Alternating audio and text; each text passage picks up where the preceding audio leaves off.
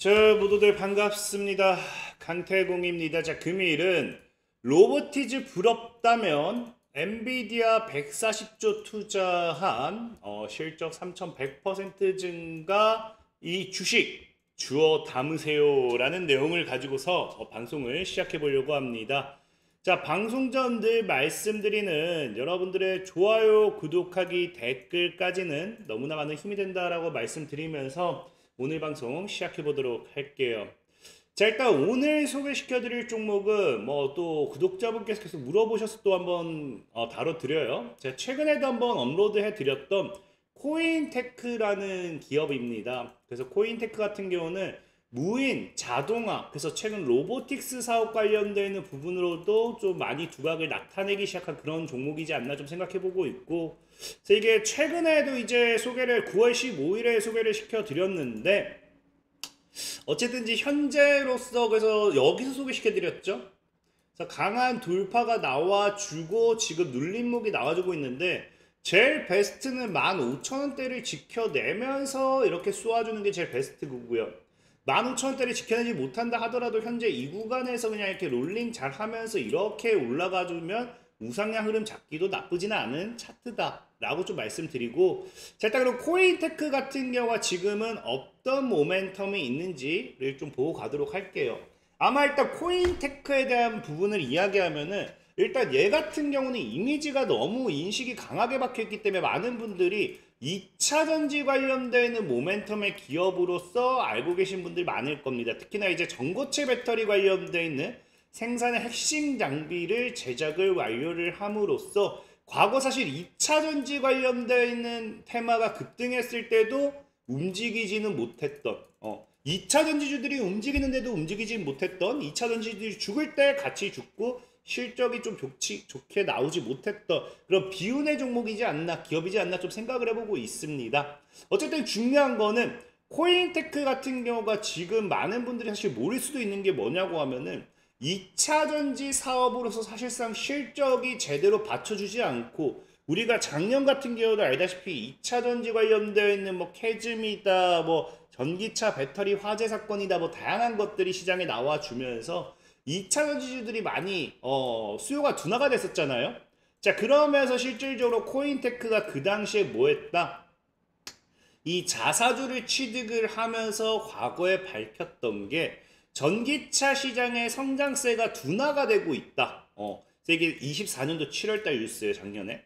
성장 동력 확보를 위해서 오히려 AMR 장비, 자동화 로봇 관련되어 있는 협동 로봇을 적용한 AMR을 중심으로 2차전지 외의 다양한 산업 전반의 스마트 팩토리 사업을 위한 로보틱스 사업을 과거부터 이제 주력으로서 또 투자하겠다, 키워나가겠다. 이게 작년부터 나왔던 뉴스예요. 근데 아마 많은 분들은 그냥 코인테크를 뭐로만 알고 있다? 2차전지 관련되어 있는 전고체 배터리 관련되어 있는 기업이다 정도로 알고 있는 분들이 많죠. 그러다 보니까 이제 코인테크 같은 경우가 올해 같은 경우는 뉴스를 좀 많이 냈다라고 생각합니다. 그래서 실질적으로 올해 초 같은 경우도 보다시피 코인테크가 뭐 하기 시작해요? 로봇 사업을 확대하겠다. 본격적인 이제 이 로보틱스 사업의 본격 확대와 함께 AMR 양산에 대한 공급 계약 체결도 하기 시작하죠. 그래서 AMR이라는 게 이제 실질적으로 보면 알겠지만 이런 로보틱스 라인들, 그래서 그냥 생긴 게 다 뭐예요? 물류 자동입니다. 자동. 배송 부분 이런 것들. 그래서 스마트 팩토리 공장에 있어서 자율 배송이라든지 자동 로봇을 활용한 이 안에서 공정이 자동으로 이루어질 수 있게 좀 진행할 수 있는 그럼 이 자율이동 로봇이다라고 보시면 좋겠죠. 자, 그래서 이런 로보틱스 관련된 사업을 올해부터 지금 이제 코인테크가 본격적으로 진행하기 시작했고요. 지금 이게 본격적인 아직도 그 최근에 이제 상한가가 나왔었잖아요.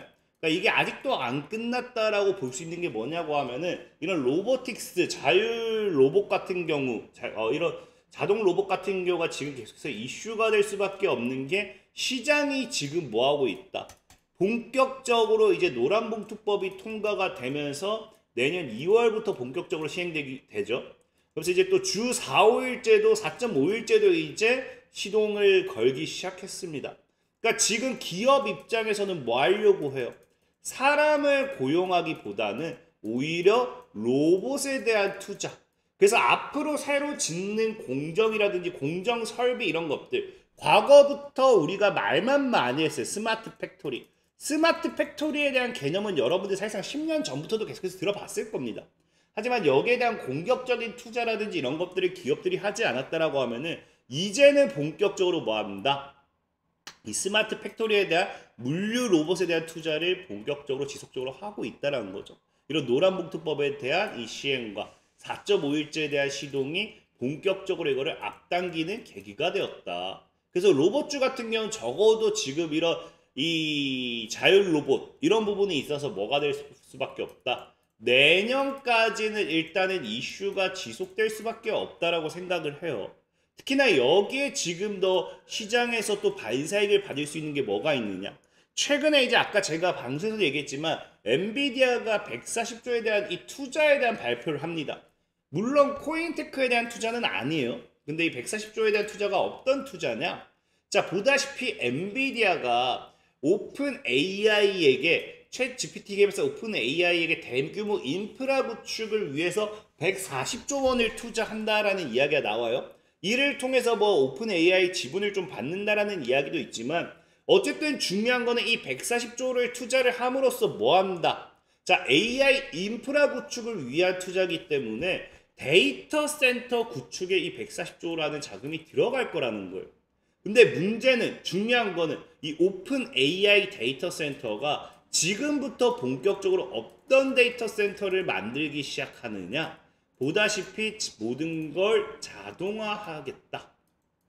그래서 지금 과거에 2025년도 1월달 당시에도 이제 오픈 AI가 전략적 협업을 발표하면서 파트너십 이런 걸 발표하면서 당시에도 얘기했던 게 뭐다? 이 데이터 센터 자체, 데이터 센터에서 보다 자율, 지능형, 자동화 이런 것들을 보다 확장하겠다.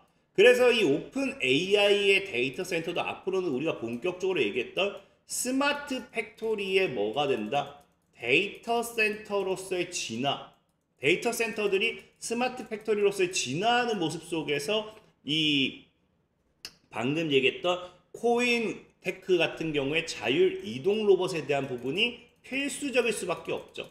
그래서 이런 것들이 지금 이제 해외발 모멘텀, 수주 모멘텀까지 따라오고 있는 상황인 거예요. 특히나 코인테크 같은 경우도 보면 아시겠지만 실질적으로 밝힌 게 뭐다? 글로벌 탑티어 기업들에 있어서 어디다라고 직접적으로 발표하는 건 없습니다. 다만 글로벌 탑티어 기업들에 있어서 자율이동 로봇 납품이 지속적으로 주목받고 있다. 물론 이게 2차 전지 관련되어 있는 정비 공정에서도 이제 많이 지속됐다라고 하면은 최근에 ESS라든지 이런 제조 공정 전체적으로 굳이 이 자율 이동 로봇이라는 게 2차 전지 공정에만 사용될 필요는 없다라는 거예요. 전체적인 스마트 팩토리의 필수적인 기술이다. 이런 기술력이 입증되면서 수주가 지속적으로 확대되고 있는 모습이 나와주고 있다. 그래서 코인테크 같은 경우는 사실상 그래서 기업들이 아니죠. 애널리스트들이 분석했을 때는 하반기로 갈수록 오히려 실적이 엄청나게 증가할 거라고 예상을 많이 해요. 그래서 특히나 보면 알겠지만 당장 이 실적만 봤을 때도 뭐합니다. 우리가 작년 이 전기차 캐즘과 함께 매출이 굉장히 박살이 났어요. 영업이익이 보다시피. 그래서 지금 실질적으로만 봐도 어떻다? 영업이익이 작년까지 엄청나게 박살이 났다가 올해 1분기, 2분기에서 적자를 기록합니다. 그러면서 적자 폭이 굉장히 축소되는 거 확인되시죠? 그래서 이게 올해부터 본격적인 뭐가 되었다? 이 물류 자동 이동 로봇에 대한 부분에 있어서 수주가 확대가 되는 것 됨으로써 실적이 증가하는 추세였고요. 그래서 올 3분기에는 본격적으로 실적이 3,100%나 증가하게 되는 실적 증가 구간이라는 거예요. 특히나 더 대단한 거는 1분기, 2분기 때 적자를 때려 박았는데도 지금 어쨌든 25년도 영업이익은 120억을 예상하고 있어요. 그 말은 무슨 말이다? 적어도 이 다음 또 4분기 실적이 8, 90억은 또 나올 거라고 이제 예상을 한다는 거예요. 굉장히 엄청나게 뭐가 된다? 실적 확대로 넘어가게 되는 거죠. 특히나 단기 순이익 같은 경우도 말도 안 되게 증가하는 거고요. 단기 순이익 같은 경우도 최소 4분기에만 그러면은 100억 이상을 예상하고 있다라고 보시면 좋을 것 같아요. 그래서 코인테크 같은 경우는 앞으로의 실적 기대로 인한 주가 상승도 기대해 볼 수 있겠죠. 그래서 차트적으로 봤을 때 지금 당장의 주가가 아직까지 저는 바닥이다라고 생각을 해요. 바닥. 그래서 여기서 사실은 아까도 얘기했지만 15,000원대를 지켜내면서 다이렉트 올라가도 좋지만 이 구간에서 롤링 하다가 여기도 보다시피 계속해서 물량수가 나왔죠. 그래서 롤링 하다가 언젠가 쏘아주기만 한다라고 하면은 과거 고점까지 충분하다 생각하고 있고요. 지금 시총이 1,800억이라고 하지만 지금 대주주 물량이 한 40%가 잠겨 있어요. 그럼 사실상의 지금 시가총액이 2천억 정도가 아니라 진짜 딱 한 1,000억 정도라고 보시면 좋아요. 그래서 이런 종목들이 오히려 이제 이슈, 테마, 수급 같은 게 붙어주면서 올라간다라고 하면은 더 크게 올라갈 수 있겠죠.